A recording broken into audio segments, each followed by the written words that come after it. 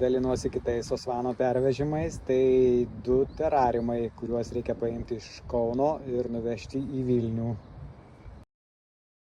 Su šiuo video gal norėčiau daugiau pasiekti tėvelius ir mamytes, kurie dar turi vaikus, studentus, kuriuos išlaiko, duoda jiem pinigų, kad jie galėtų užsipilti kuro, nuvažiuoti į universitetą, į kitą miestą.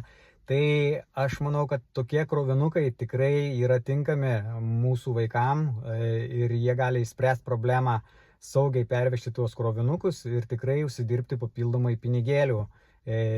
Tų 2 terariumų pervežimo biudžetas 20 eurų. Tai tiesiog kas palaikot Sosvaną ir šią idėją, bendruomenišką logistiką, bus labai dėkingas, jeigu pasidalinsite šituo postu su draugais, pažįstamais, kad kuo daugiau žmonių įsijungtų į šituos Sosvan pervežimus. Dėkoju.